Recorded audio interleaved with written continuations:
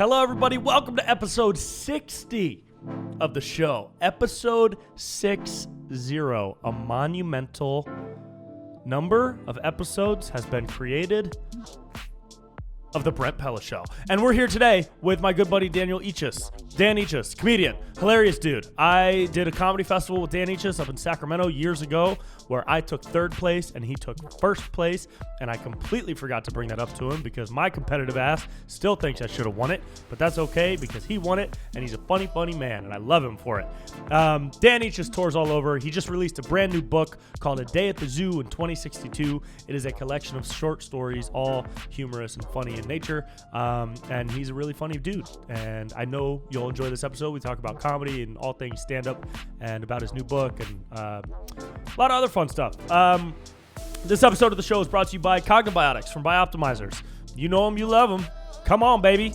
Go buy this shit so that they can keep paying me, all right? Because your boy needs to make rent this month, and the sponsors sponsor the show, so we sponsor the sponsors. Cognibiotics is a brain and body beneficial supplement. I don't know how else to say that because I don't have the copy that they sent me right in front of me, so I can't read the email from the company. I'm just speaking from my heart right now, okay? And my heart is telling me to say the truth. And the truth is I take 2 of these a day, and I notice a clear difference in my brain function and my body. And it's part of a healthy routine. For me, it's a healthy routine. I add these to my regular exercise, healthy eating, and it all combines together to help me optimize my health in the best way that I can. Get a discount at cognibiotics.com/Brent Pella, and they will also send you a free book called The Biological Optimization Blueprint, which has a bunch of awesome nutrition and health info to help you live a happier, healthier life. Cognibiotics.com/Brent Pella. And this episode of the podcast is brought to you by Blue Blocks, my favorite blue light blocking glasses. As you know by now, I wear these every night when I'm editing or watching TV late at night or staring at my screen for no reason. And they help block the artificial blue light that comes in from digital devices that actually interrupts your melatonin production. Melatonin being the hormone that helps your body enter its natural sleep cycle. Get 15% off at blueblocks.com/Brent. Use discount code Brent at blueblocks.com. And enjoy, okay? Favorite glasses, favorite supplement, favorite glasses. And Dan Eachus, one of my favorite dudes. Awesome guy, good buddy of mine. Follow him online, Dan Eachus, EACHUS, and enjoy this fun conversation that we had. Okay, here it is. In fact, if I say anything funny, I'm just gonna look right at the, yeah, there you go. So where are you going coming up? The Looney Bins? Looney Bins, yeah, some random shows. Cool. Are you excited to get back? In Florida. I'm going to Florida, too. Oh, dude, Florida's insane. That's what I've heard. We went to Florida. I went there with JP in August, and it was the weekend that they lifted all the mask mandates. And that's surprising they even had any. Yeah, it is actually. Yeah, I was surprised they had any, and they lifted them, and they called JP, and they were like, "Hey, do you want to open up more tickets?" And he was like, "Yeah," and they sold out immediately. Florida just gives no fucks, dude. That's what I've heard. I'm going to I'm going all over Florida, but also like north, up the Panhandle too. Oh, cool. Yeah. What clubs are up there? Is that like Jacksonville? They're all one-nighters. Not. I'm not heading to Jacksonville, but like I'm talking like my buddy. It all started because one of my best friends lives there now. He moved there. His wife's like on the military base near Pensacola. So he kept come visit. Finally, I was like, I bet I could set up a run. So cool. That's what I was doing. I was just hitting up people left and right. I kept asking people, do you know any shows in North Florida? And they're like, dude, there's nothing. But then I found some. So that's great. Yeah. What are the venues like? Are they going to be like restaurants with little side theater everything type setups? Bar, restaurants. Dude, sometimes those are like the most fun places. Yeah. Because people it feels like a little more special because it's like you're doing something in a place where that type of thing never happens. Right. Yeah. And it's usually like a small town that never has stuff going on. Exactly. So then they just get even more rowdy. Yeah, because I mean those are the ones that make stories. You know? Yeah. I feel like nobody tells their friends like, "Oh, it's crazy. We saw a super funny comic at a comedy club." And I'm like, "Oh, okay." But if you're like, "Dude, I saw this super funny dude at an ice cream parlor," yeah. like, "Whoa, tell me about that." That'll be fun, dude. Yeah, getting back has been awesome. I really only took like 2 or 3 months off in the summer. Like I was telling you, I started going out with JP. Yeah. Do you have any like anxiety to get back out on the road after so much time off? I did all those virtual. I did virtual shows almost like every Zoom, night. like Zoom shows.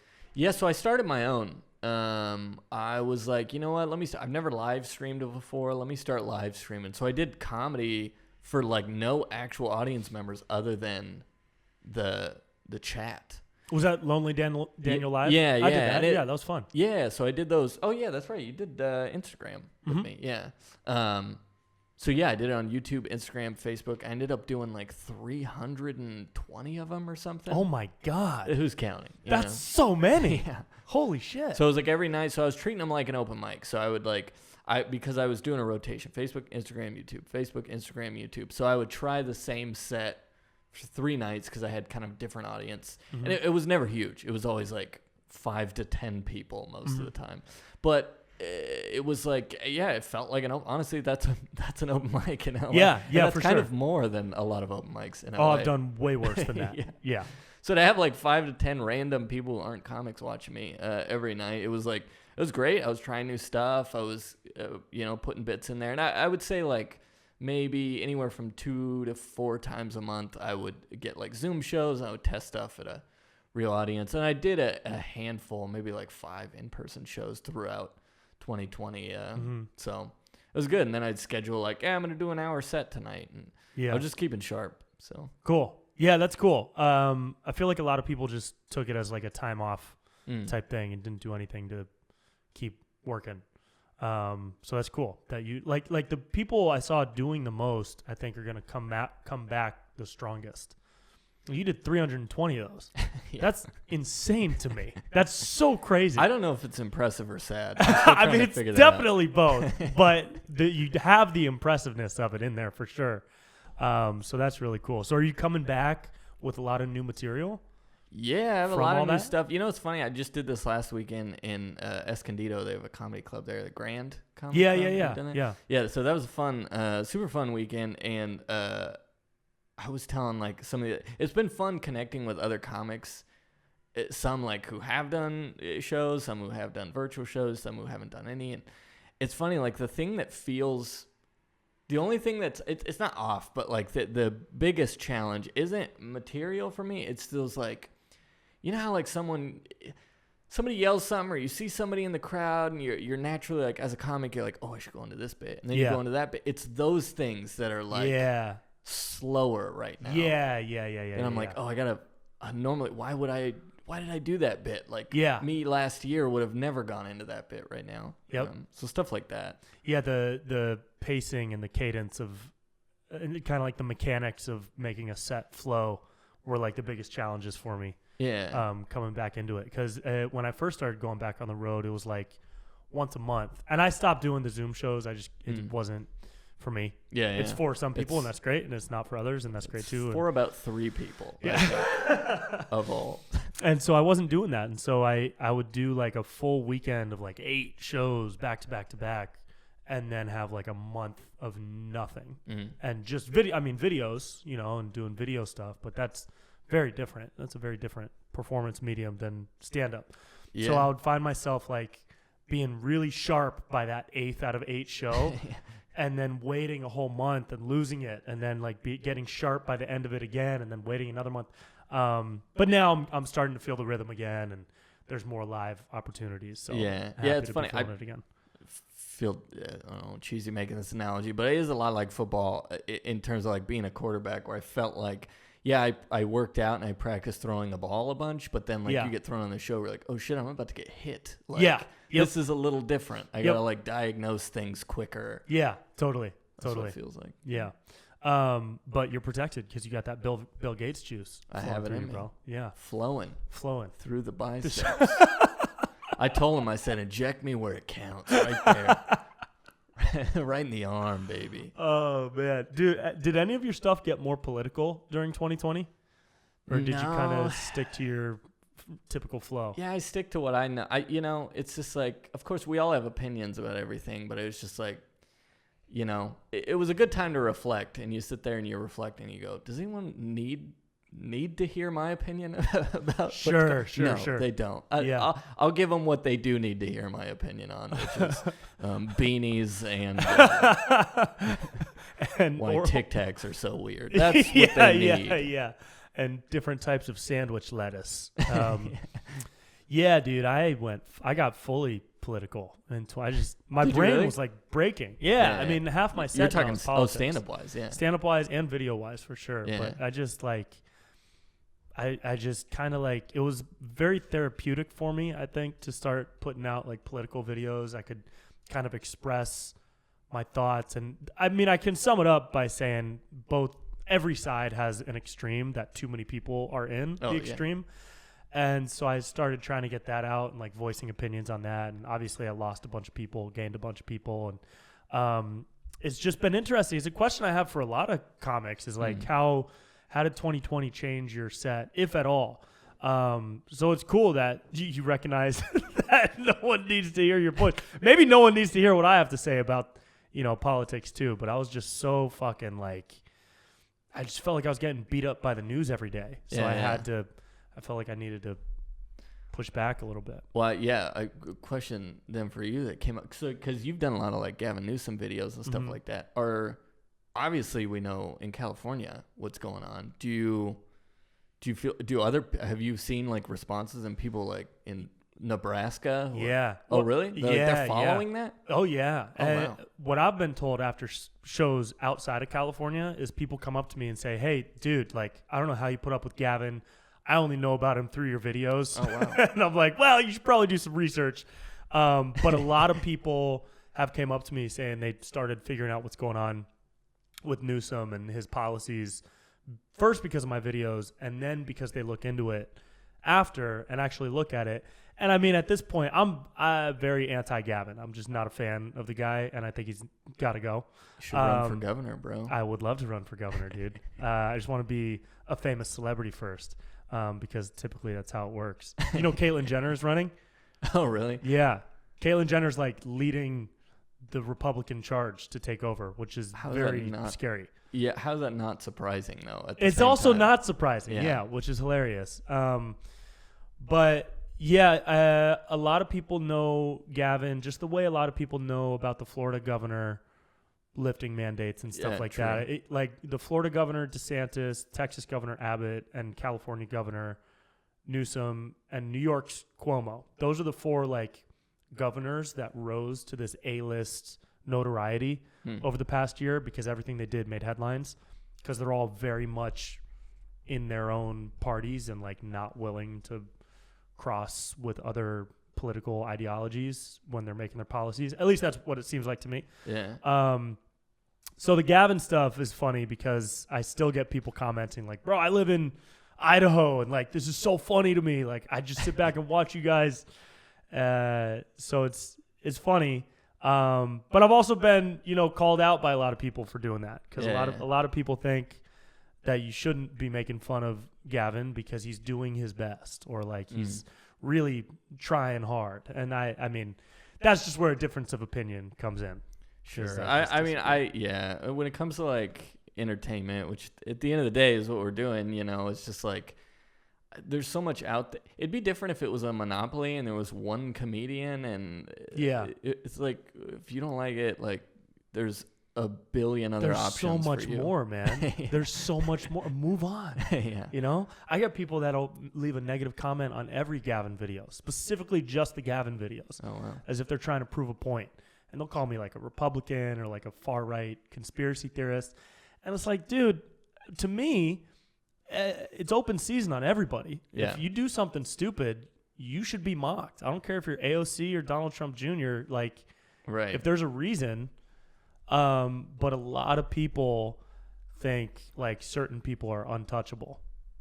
Do you think from somebody who like doesn't do a lot of like political leaning stuff, do you ever see political comedy and think like, oh, that guy must be on the right or the left? Or do you think like, oh, that's just kind of a comedian trying stuff out? Oh, impossible. It's tough, man, because even not in comedy, you'll see. I feel like I've heard so many stories about like, oh, this super right wing news reporter is secretly liberal, and this person is secretly Republican and all that. It's like, I don't know what to believe. I don't know how many times, like, I mean, you've seen it. You talk to a comedian after a show, and you might mention a bit, and they'll be like, oh, yeah, that's not true at all. I'm married or something. Right, like, right. You know, and you're just like, I don't know what to believe with comics. So it's like, I don't take any of it to heart at all. But I'm sure, obviously, there's people who go up there, and it is just a soapbox. But those people don't normally last long anyway, so. Yeah, that's the thing. Yeah. So it's been fun. It's Yeah. It's the biggest risk I think I've ever taken was getting into political comedy in 2020. Never did it before, ever. Didn't touch it. So it's been cool. It's been a cool learning experience. Yeah. I feel like with me, I know you were asking like, oh, how's my comedy changed?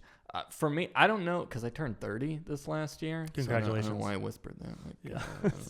I don't know if Hollywood's listening. Yikes. Yeah. No, I'm still 21, You Hollywood. can still play 18. That's all that matters. So I don't know if it was that or COVID or just a combination of everything. I felt like I got more confident last year. I don't know. Cool. Of just not caring as much. And I'm sure it's a mixture of both. Just like growing up, hitting 30, being like, I really don't care. Yeah. Yeah. I think it's a huge mixture of everything. I feel the same way, though, now that you say that. Like, I so don't give a fuck anymore. And I remember a manager told me once, like, there's this specific air of not giving a fuck that a lot of successful performers have. And it's not a douchey thing. It's not like they walk around like, fuck you, I don't care about any of you. It's more like, love me or hate me, I don't give a shit. This is who I am, and I'm going to keep going, and I'm going to be positive to the people that are positive to me. Yeah. So I think there's definitely something to that. There's something to that feeling of not giving a fuck that is like super confident. It just gives you this confidence boost. And you can see it on stage. Yeah. It's the first place you see it is when you walk out onto the stage, and you're just like, oh, that guy, he's got the stuff, Yeah. Yeah. Yeah, it's funny because I got that exact compliment from a show I did in it was like July of 2020. I went out, and it was like my first in-person show since everything had gone down. And at that point, I probably had like 2 new bits or something. And it was a comic, it doesn't matter, but I won't name any names or whatever. But it was a buddy of mine that he was like, oh my God, dude, like, have you just been like writing a ton of material? And in my head, I'm like, dude, you've seen me a million times. All like 90% of that was old stuff you've seen for sure. So maybe he's just not paying attention. But he was just like, that was like so good. And afterwards in my head, I'm like, I think it was just this confidence sort of a thing. This is the same bits, new me. Awesome. Yeah, that's really cool. Tell me about your book, bro. I also wrote a book. That's so exciting. Yeah. That's so fun. Now, it's not a children's book. No, and I tell people all the time, because it's got that, like, vibe to it. Yeah. You're like, is this going to be a kid's book? And then you open it up and immediately you're like, this isn't a kid's book. Oh, that's fun. Around summertime 2020, I like everyone was shaving their heads and doing coloring their armpits or whatever the hell they were doing. Making banana bread. Yeah. I was like, I'm going to redo my whole room. Like, I'm going to move furniture around. I'm going to go through a bunch of stuff I should have thrown away a long time ago. And I found this notebook that I had written literally 10 years, almost to the day. Before that, it was all dated. I don't know why I dated it like it was homework. Yeah. But I did.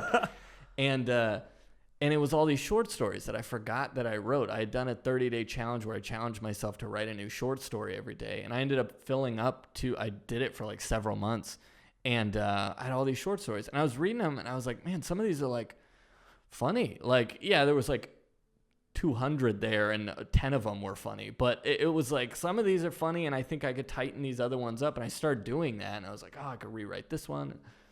And next thing I know, I have, like, 40 short stories. And I was like, wow. I think I can write more. And at that same time, one of my best friends, he was showing me these, like, funny drawings he had made. He's a really good illustrator. I was like, dude, why don't you do a drawing for every short story, make it funny, we'll make a book. And he's like, how do you make a book? And I was like, I have no idea, but we got nothing but time to figure it out. Yeah. And so, I did. It's like 49. It's close to 50 short stories. all like adult, all funny. Is there a through line for any of the stories? Nope. They're all standalone stories? Yeah, they're all just random. What inspired the original writing exercise to write a short? It was a short story every day for a month? I actually did. This is crazy to even think about. I did 30 months of 30-day challenges back in What? Yeah. Where did that come from? That's crazy. At some point in college, I want to say I saw a TED Talk where this guy talked about doing a 30-day challenge. And I was like, I could do that. And I wanted to challenge myself. It was a mix. Sometimes it was comedy related. Sometimes it was just random stuff. I know off the top of my head, I know I did 1 month where I was like, I don't know anything about art, like painting arts. I was like, I'm going to get a famous piece of art from a book. I went to the library, and I'm going to just look at it for 15 minutes a day. Like, without research, just like, let's see who painted it and see if I can appreciate art after the end of the month. Okay. And, I don't know, it's just random. Yeah. But I liked it. I kept doing, new challenges and making them up. And I got one of my roommate at the time involved. And so he was doing them. We were doing different ones, but we were keeping each other in check. Kind of like, you're doing yours, right? What were some of the other challenges?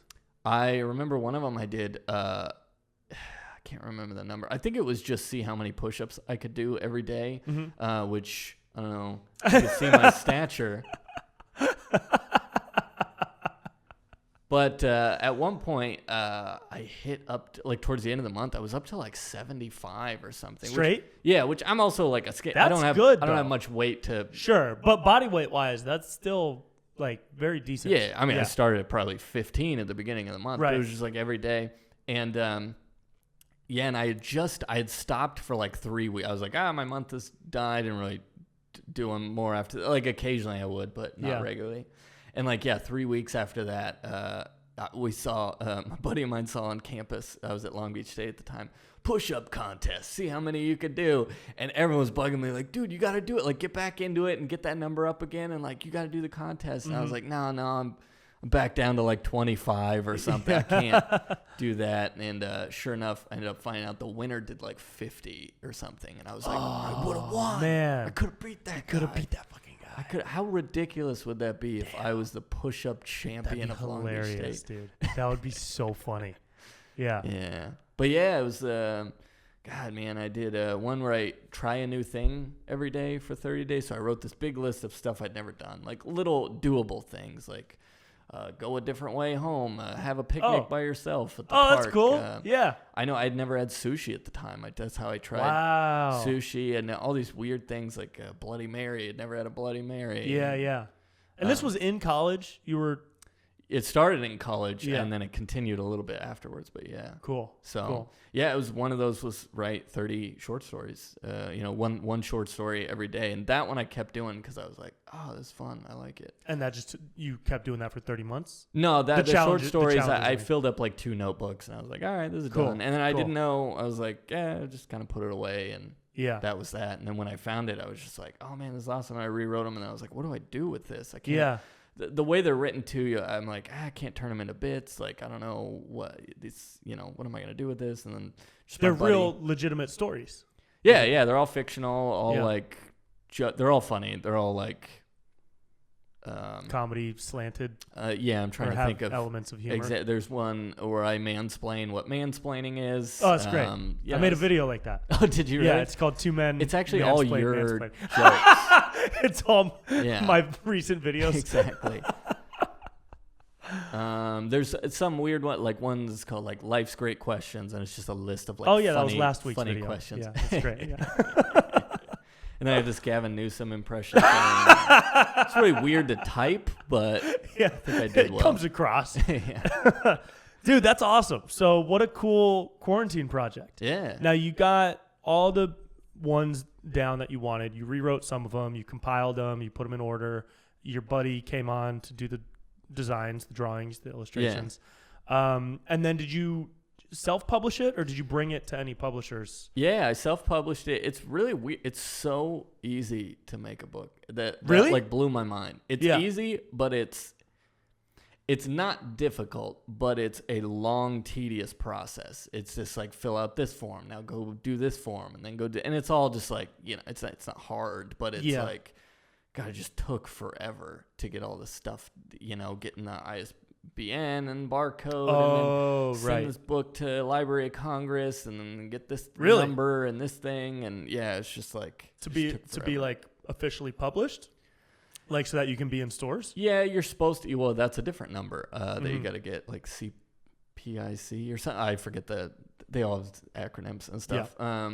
Cataloging, publication, and data, CPID, or I don't know. But anyways, it's just like a bunch of that stuff. And then figuring out formality-wise, too, of like, okay, I need to get this printed. So the printing press, like, what do they need from me? Oh, it needs to be a PDF. Oh, it needs to be PDF, this certain size, this... Yeah. What kind of fonts read well. And it was just like a ton of research that was like easily Googleable, but it took me a long time. So yeah, and now you're at the point where is the book out and like it's I was determined literally January 31st at like 9 p.m. at night. I was like, I'm clicking order right now because I'm determined to do it in 2020 to say that like I wrote a book this year. Yeah. And so I did, and then it like.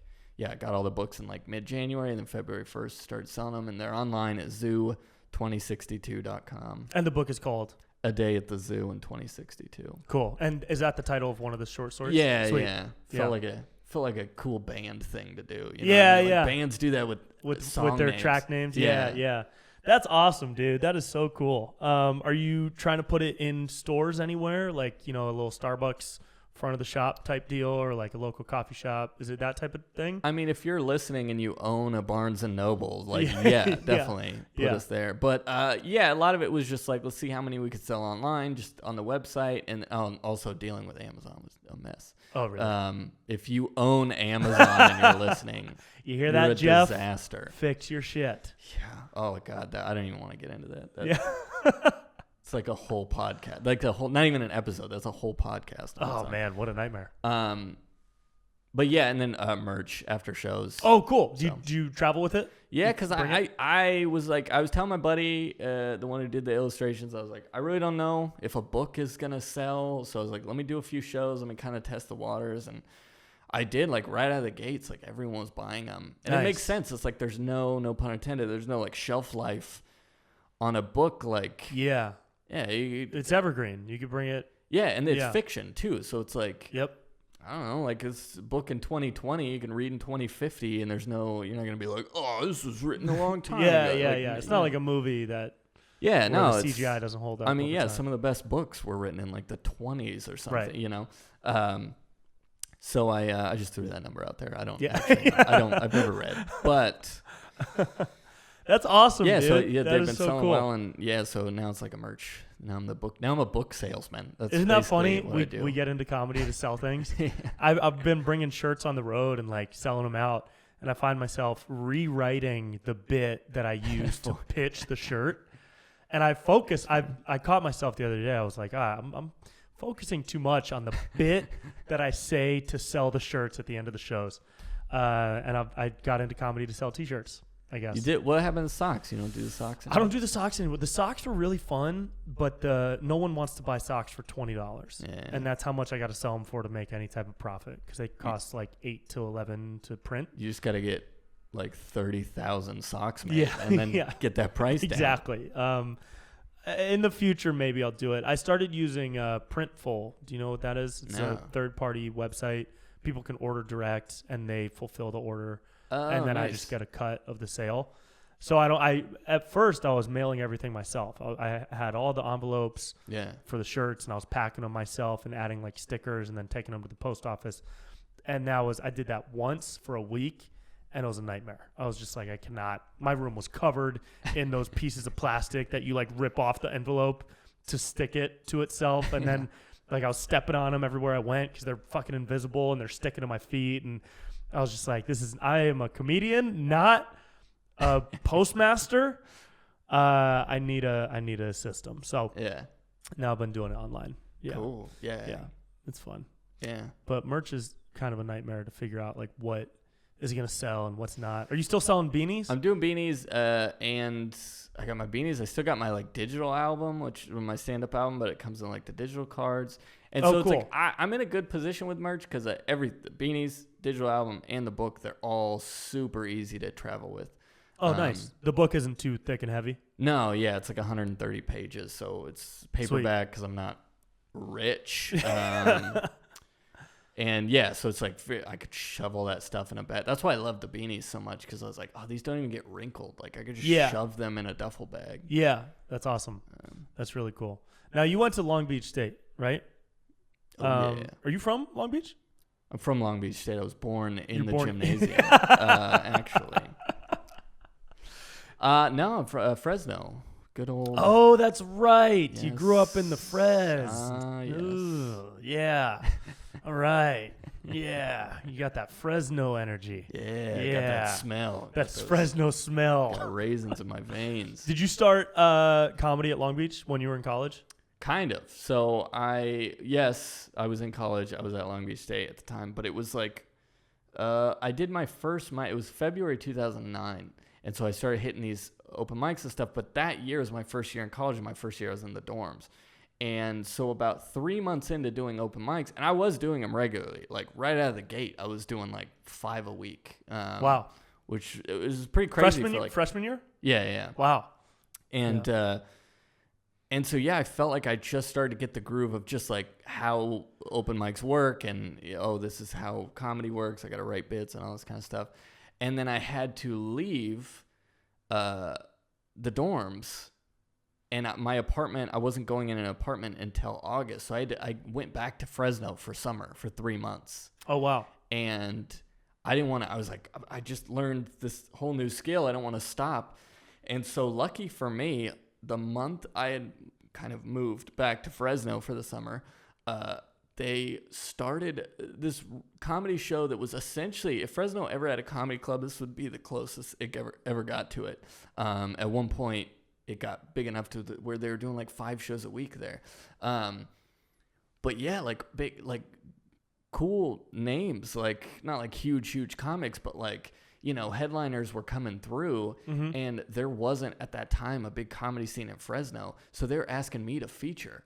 Nice. I've been doing open mics for 3 months. I got thrown under the bus to just like, cool, you got some material? Well, go ahead, do 20 minutes. Wow.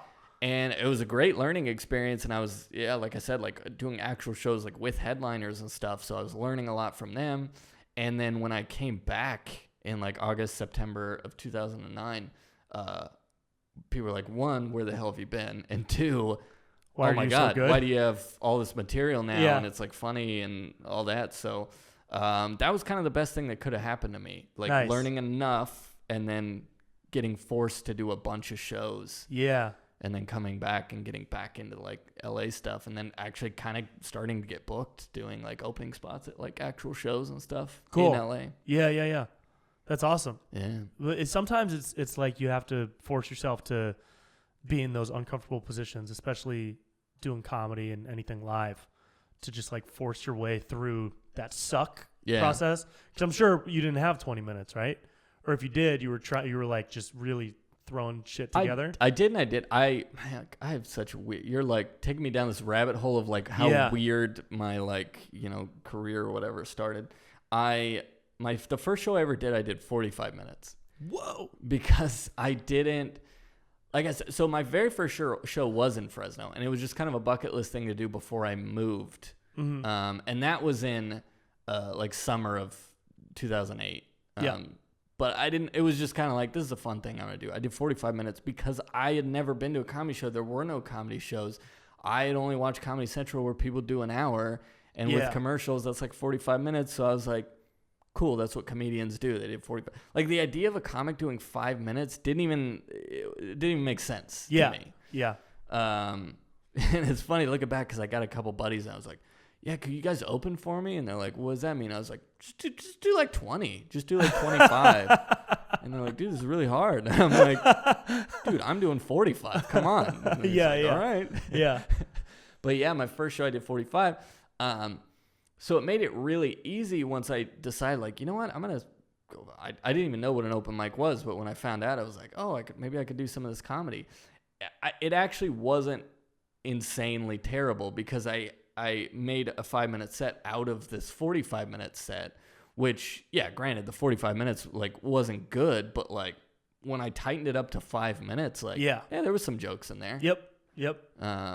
So like right out of the gate, it felt like cool. I have material because that's cool. I have a lot to build off of. Or that's great. I never did long sets when I was starting. It was always like I threw myself into the open mic world. I was doing like 3 to 5 a night for the first year. I think I might have done almost 1,000. Wait, 3 to 5 a night? Yeah, 5 nights a week at least, minimum for my first year. I was like What's obsessed. Wrong with you? So many things. But I was like obsessive. I kept a spreadsheet for my first 2 years of doing stand-up where I listed every open mic that I did, what bits I did, how long the set was, what was good and bad, and then I rated it out of 10. It was like I was like really obsessed with becoming good those first 2 years. But I never got booked on shows that were more than like the 7 or 8 minute spot at Flappers. So I never did a 20. So you started in LA. You didn't start in Sacramento. No, dude, I started in LA, which is another thing that a lot of people probably shouldn't do because it's very soul crushing. Because you'll be at an open mic and Brent Morin or Fahim walk in, and at the time they're like 7 or 8 years in. Yeah, you're a first year looking at these guys like gods, and it's like fuck, that's what I'm going up against. Right. Or like Dalia will pop in, and I remember that happening so much. And to me, my competitive side kicked in because I played sports my whole life. So to me, it was never like fuck, I'm never going to be that good. It was always fuck that dude. I'm going to work harder than him and be better than him.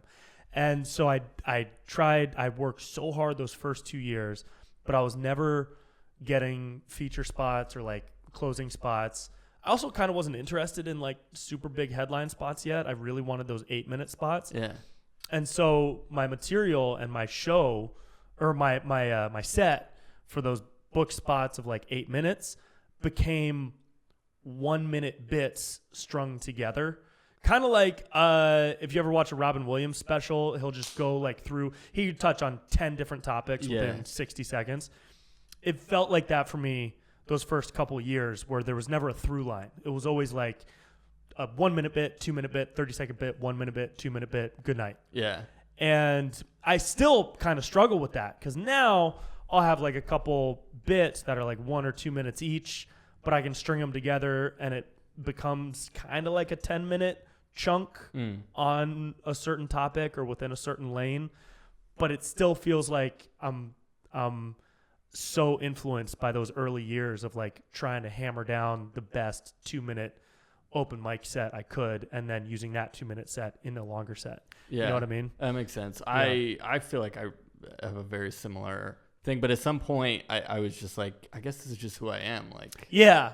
I just have shorter jokes, you know? Yeah, and I accepted that too, because I would watch people like Nate Bargatze or what's his name? What I should have said was nothing.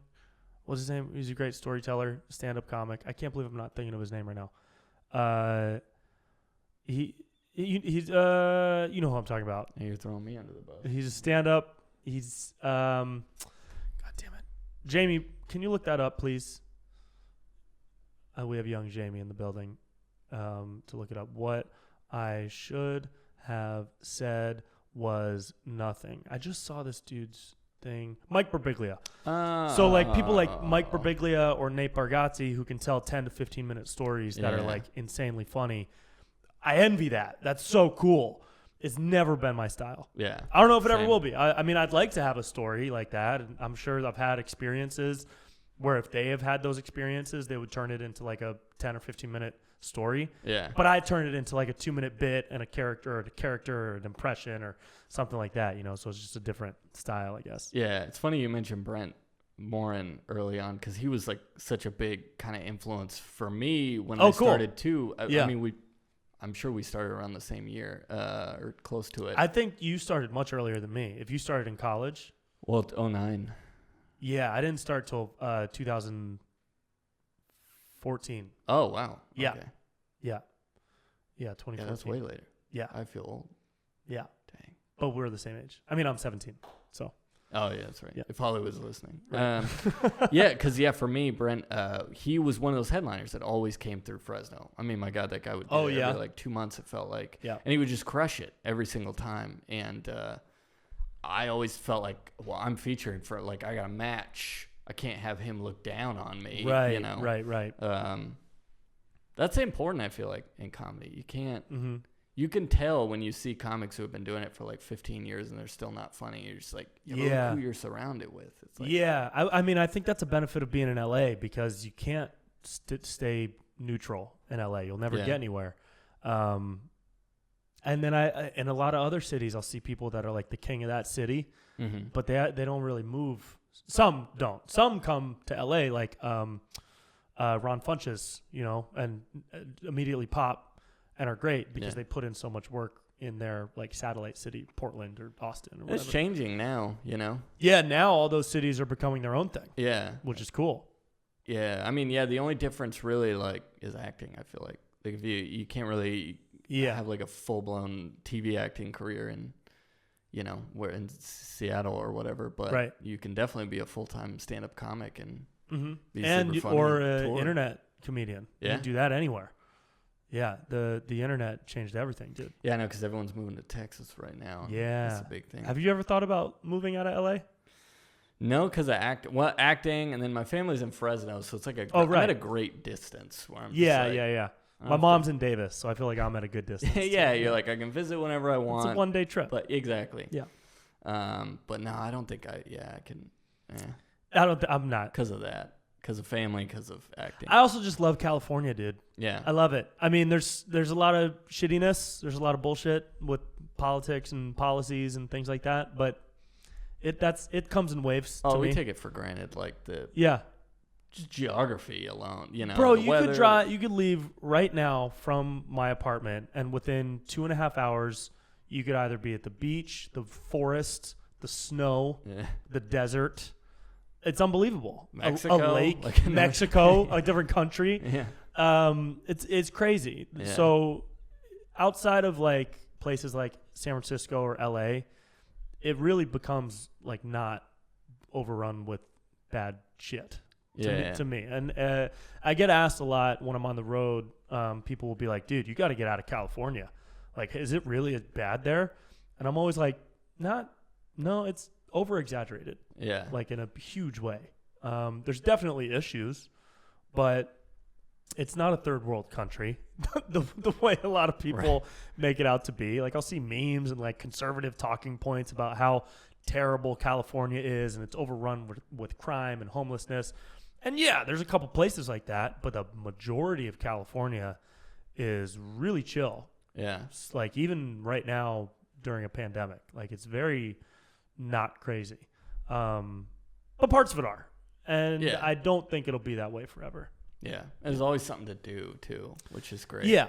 Because I feel like I'm at that point where I'm starting to go back to, starting to get to headline certain road shows for like the second or third time, and going like, I don't know what to do when I'm there now because I did all the touristy stuff the first two times. Yeah. I'm like, wow, I'm really out of things to do. Yeah. Which I feel like you can never do in LA. There's a billion things I've never done in LA, and I've been here for years, you know. And it's not like I don't do stuff. It's just there's so much to do. Yeah. So. Yeah. Is there anywhere that you haven't been to perform that you really want to? Well, I've never been to Hawaii, so I want an excuse to go to Hawaii. Yeah. I've actually never been to New York either. Really? NYC, baby. Dude, I feel like you would crush in New York. You got it. Because you're so punchy. Your stuff is so well written. And East Coast, too. East Coast in general. I've only ever been to Florida. And that that doesn't count. No. Yeah. Because Florida is a different country. Right. Yeah.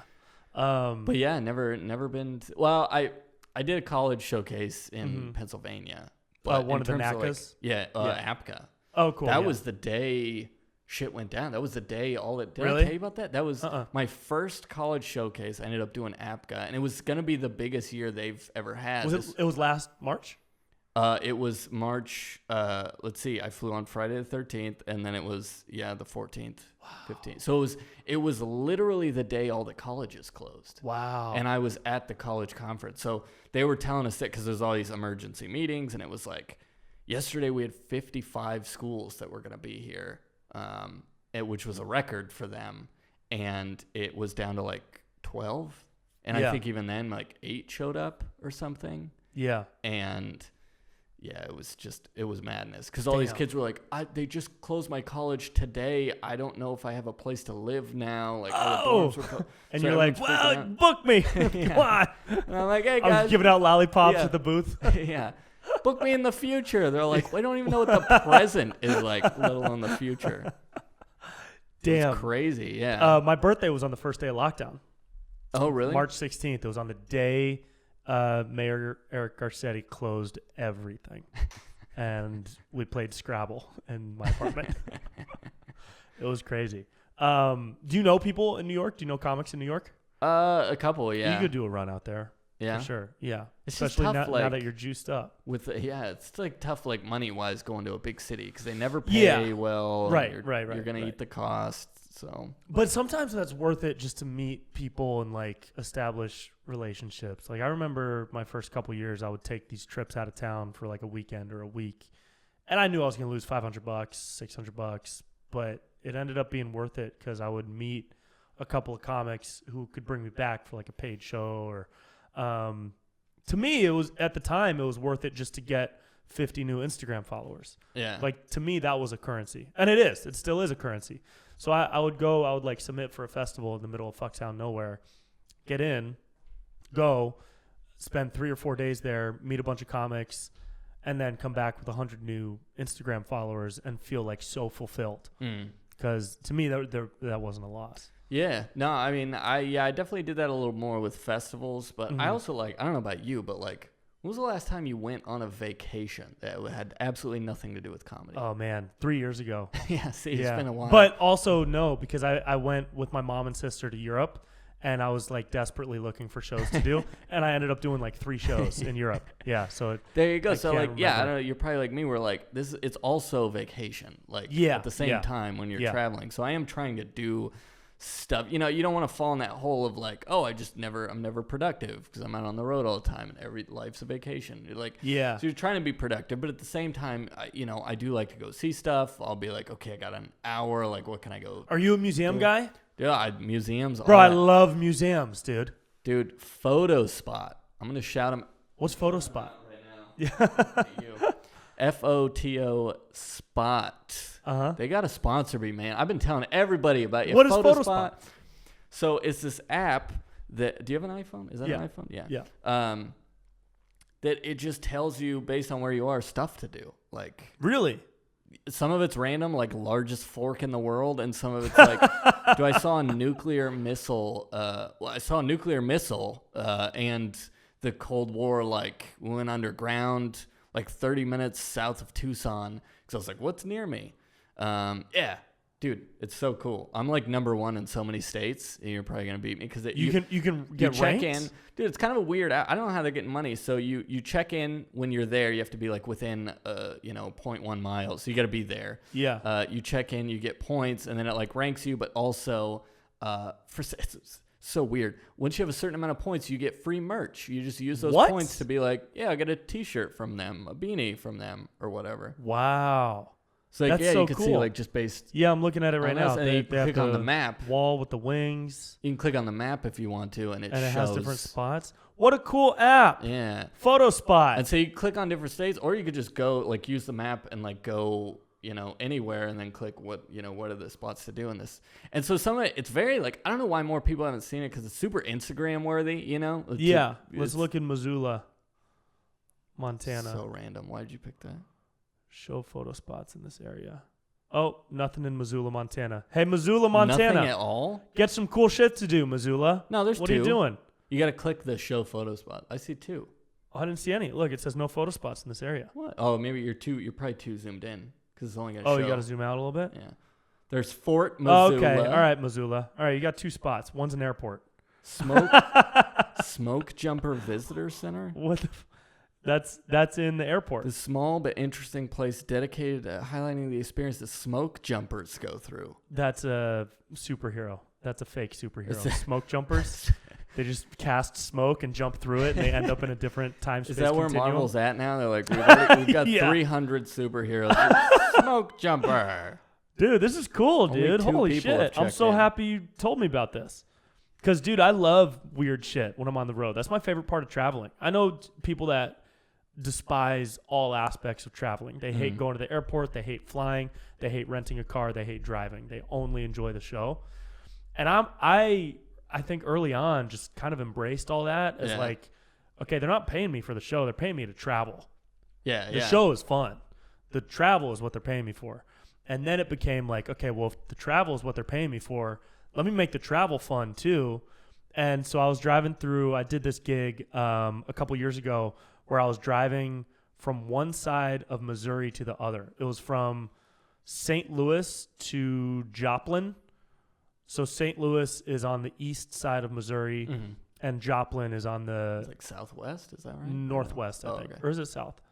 Well, it's far west side of Missouri. And I rented a car and I drove because the flight was going to cost way more than the car rental. So I drove from one side to the other.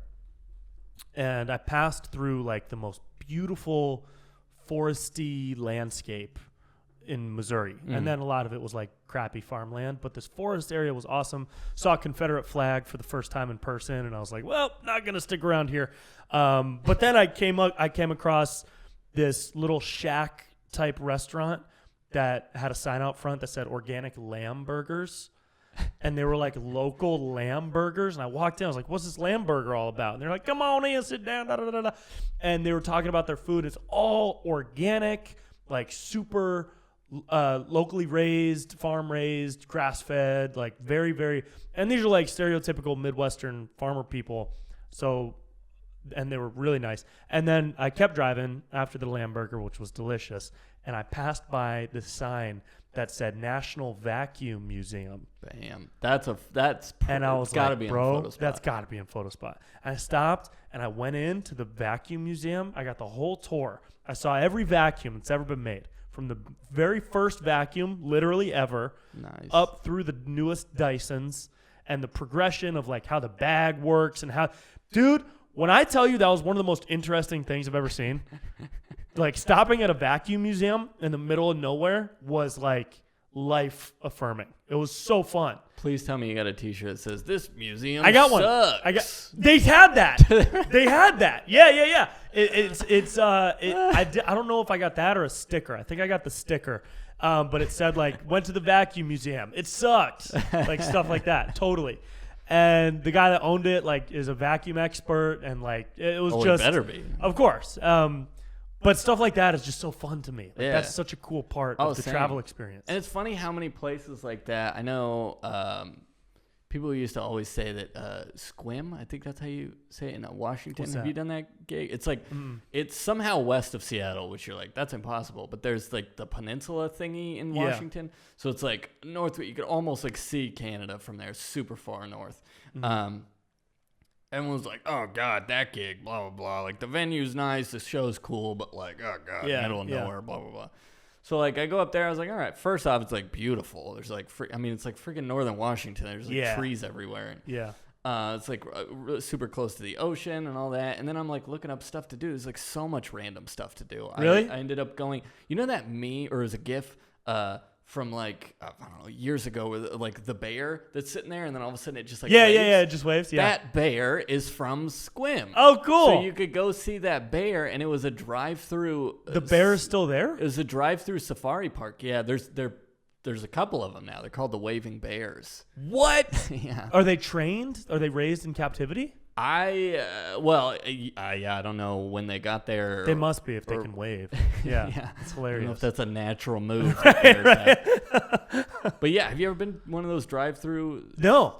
Yes, you take your own car, and I'm like, I'm in a rental car. I don't care. Yeah. And there's just like full-on bison and stuff coming up to your cars, and this one. So I did one. Oh my God, dude! I did one in Arizona that was about how I imagined it would be. It was like, okay, you drive through, and there's no gates up to the car, but like, please, doors must be locked, you must have your windows up and all that. So and it was super cool, and I was like, oh my God, I'm so close to all these animals. And then I go to this one in Washington, and I pay for my ticket, and it was super cheap, and then they go like, yeah, for I don't know, like $2 we give you a loaf of bread. And I was like, for what? Like to eat? And they're like, no, feed the animals. And I was like, wait, bread? I don't have to like keep my windows up? And they're like, just don't get out of your car. They're like, oh, except for the one area where you can get out of your car, which there was an area. Dude, it was the Wild West. This is man. in Arizona? You're just like no, this one was in Washington. You're just like feeding bread to like bison. Whoa. Like full on, like, and they're coming up. I was so scared. Dude, that's terrifying. So I had a loaf of bread. They're so big. Yeah. Dude, bison are huge, dude. Massive. I had a loaf of bread in one hand and then my hand on the steering wheel in the other. And I'm trying to like not hit the because then they see you have food and then like a herd of bison start coming towards you. Whoa. It was insane. That's fucking but it was so wild. much fun. Yeah. And then the bear, I fed the waving bears too. Apparently Cool. Did they wave at you? Wheat bread. No. I didn't get them to wave. All right. I was trying. I'm like waving I have a video where I'm like waving at them. My like these weren't the waving bears. I was just like an idiot waving to bears. I was like, come on, wave. No, go away. All right, here's bread anyway. And then that's so funny. But yeah, man, it's like when what you a start weird looking thing up, to feed them bread. I would never guess it would be bread. But they're like, it has to be 100% wheat. Like it has to be our bread. Or oh, okay. You can't be bringing in some Sara Lee white bread. No. Yeah. Can't just be like, here's some Texas toast. Some hot dog buns. Yeah. When I was in Thailand, we fed elephants bananas, and they would eat the whole thing, peel and everything. Oh, really? They just straight up put it in, like, just grabbed it with their trunk. Because the elephant's trunk is so flexible, it can grasp a flower stem. Like, that's how much it can curve. And so they would reach out and grab it and just put it in their mouth. It's pretty cool. I thought you're aiming toward, I thought you were going to, like, and they just put it in their little pocket. Front pocket. Put it in their hair. Dude, face to face with a bison, that's pretty wild, man. That's dude, there's one, like, licking my car. I'll have to show you the video after this. It's like, yeah. Dude, it's insane. I was so scared. Because I was also saying this. Big. Oh, and the only rule there, like, and don't like stop, like always keep it a small row. Even when you're feeding them, like try to keep going. Especially they said, especially near the bison, because they'll start charging your car. That's what they said to me. I was like, okay. So of course the car in front of me stops. Oh no. And he's blocking the road, and you can't go off road because there's like bison everywhere. And yeah. So I'm just like, oh my god, I'm freaking out. The bison's coming towards me, and he sees I have bread, and I'm just like, oh my god, it's so scary. That's so wild, man. Have you ever eaten bison? have you ever eaten the thing that you were feeding? Such a great transition. Yes, I have. Not grass fed, but bread fed. Bread fed bison. Yeah. Yeah, I feel like I've had a bison burger. Yeah. Yeah. I don't know. That's. I cook with bison a lot. Oh, like okay. ground bison. I remember eating it and being like, man, it tastes like. I couldn't tell the difference. Maybe I'm not. Maybe I'm not sophisticated. Your palate isn't sophisticated enough. Sure. Yeah. But yeah, it just tastes like beef. It was good. Yeah, it's good. It's good. I like it better than beef, especially when it's bread fed. To me, it's leaner and it's got just a better taste. Like it's more like not gamier, but maybe like richer. When I make a sauce out of it, I don't know. Beef at this point to me is kind of like it's like bland. But I cook a lot. Okay. Like I got really into pasta during quarantine. That became my thing. Really? Yeah, I made a whole food Instagram page. I'm a food blogger just for now. pasta? Yeah, it's called Brent's Food. Look at this, dude. How do you? I'm just curious how you have enough. Like I only know a few things you could do with pasta. You have a whole Instagram of pasta. Oh stuff. yeah. It's Brent's Food. I didn't even know you did this. Yeah. So I started. I've always cooked. Like my grandparents are very Italian, and my grandfather taught me how to make sauce when I was young. And then over the years, like in junior high, I took a cooking class and fell in love with cooking. And my mom taught me how to make pasta when I was super young. And so I always cooked for holidays. I was always like the guy that I made dinner. Do you actually make the pasta? Like I do, yeah. Like handmade, yeah, with the eggs. And I put it all together and I knead it and I form it and then put it through the crank and cut it into different shapes. Why aren't you selling that as merch? I want to. That's like legit. Like I want to grow this food page to the point where I can like create a pasta brand because I think that'd be hilarious. So now I'm doing pasta usually just on Sundays. During quarantine, dude, I was doing it 4 to 5 times a week, and I was getting like big, like big. Like I could never get like fat, but I was getting like thick with 3 C's. You know, it seems like it would take. Does it take you forever too to make? It's about 20 minutes to form the dough, and then you let the dough rest for 30 minutes to an hour, and then it takes 30 to 45 minutes to create the pasta noodles, depending on what the noodles are. And you did that every day for like 3 to 5 days or whatever you said? Yeah, I did that 4 times a week man. for like 6 months straight during quarantine. I just imagine you like when you started out with comedy, just like you have a spreadsheet on it. You have which pasta sauce you use. I do. I You do have that. rated it. I do. I haven't rated it, but I have a spreadsheet with like the different sauces that I've made now. So my dream is to make a cookbook. I want to make a cookbook with a bunch of different recipes, like a funny cookbook. That's easy merch. So it's like, so it's fun to read, and there's different like stories, but there's also a ton of recipes just in working it. jokes in there. Yeah, just like fun bits about pasta and like food bits. The food was really good, but man, he mentions Gavin Newsom a lot. Yeah. There's just like a little more than I thought he would. Political agenda. In a recipe book. Spaghetti bolognese, a la Andrew Cuomo. Maybe there's a market for there that. There could be. After you eat this pasta, hide the numbers of elderly people that died in your city. Like, wait, did I miss this section? Wait, what? Yeah. That'd be funny, dude. Yeah. Yeah, that'd be fun. Well, bro, we're doing pretty good here. How do you feel? Oh, I feel good. Did we start? Yeah, we just started an hour and 10 minutes ago. Nice. Yeah. I forgot to ask, like, how. I was like, I don't even know how long we're going. It's usually like an hour to an hour and a half.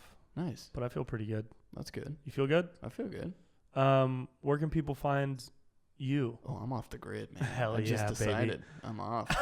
Word of mouth only. Yeah. Except I have to sell a book, so I'm online for that. Yeah. No, my website's got everything, DanielEachus.com, EACHUS. Also, the book, of course, is on my website, but you can also, if you forget, it like reroutes you to my website. But nice. It's Zoo. I'll link it on the description and in a comment. Oh, nice. Yeah, zoo2062.com. And then I am starting out, so I didn't stop doing live streams. I am now, it's just kind of a hybrid, like basically on my off nights. Because there's no like local shows. I'm like still doing live streams. So it's like 2 to 3 a week. And I'm moving it all over to Twitch. Smart. Yeah. Dude, Twitch is huge. Mm-hmm. So it's going to be twitch.tv/Dan Eachus. And my first Twitch show is tomorrow night. So nice. This will not be out yet, but I hope you had a good time. So it's at some point in the past. Is your first show. Yeah. But I'll be doing it multiple times. So you go on my website, figure out when I'm going to be there. And so for Twitch, are you a gamer? So I'm actually I'll sometimes do games, but I've been looking more into it. And I'm like, dude, there's people doing there's people just talking. Oh, yeah. Dude, I had no idea. I thought Twitch was only for gaming. That's what I thought, yeah. But there's people cooking. There's people doing live DJ sets. There's people just talking, makeup tutorials. It's wild. Yeah. It seems really cool. Yeah, it's going to be all kinds of things. I'll have different segments. I'll have guests on. I'll be doing stand-up every time for at least like 5 minutes or something. Nice. And play games. It's going to be a good time. That's really cool, dude. Yeah. Are you going to make that into a weekly, did you say? Or just whenever. So it's called Off Night Live. It's on my off nights. Oh, cool. Okay. So yeah, I'm off, this week. Which is Tuesday, Wednesday, or what's today? Wednesday, Thursday. So I got Wednesday, Thursday streams. Are you going to post about it on your Instagram whenever you're going to do the Twitch thing? Yeah, I'll post about it everywhere, and it'll be on my website too. Actually, the way my site is set up too, you can actually, if it's a live show where you can buy tickets, you can click the button and buy tickets. But on those streams, you click the button and it'll take you right to my Twitch page. Nice. So okay, bro, I'd love to come on if you do guest segments again. Let's do it. That'd be great. Definitely. We'll talk about photo spots. Oh fuck yeah, dude! I'm so excited. What state's you're number one. You put photo spot in my life? Yeah. Oh, I'm going. I want to be number one all over. Now I'm driven. Cool, bro. I love you so much. Yeah, thanks for cruising, dude. Thanks for having me. It's good to see you. Good to talk to you. You too, bro. I'm excited smell for the book. Good to taste. Oh yeah. The air around you. Oh yeah, dude. Fuck yeah. Let's fuck, dude. All right, everybody. Bye. And that's it for episode 60. Family, thank you so much for cruising and chilling and cruising.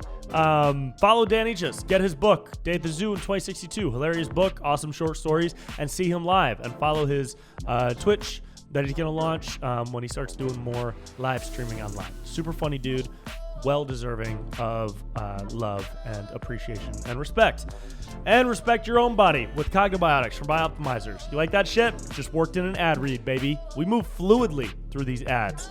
We move fluidly. You know why? Because because I respect your time. I'm not going to waste it with bullshit, okay? Blueblocks.com/Brent for the glasses, cognibiotics.com/Brent Pella for the supplement that I love and enjoy and take every day. Guys, have a wonderful week, okay? I love you so much, and we'll see you next time. Bye-bye.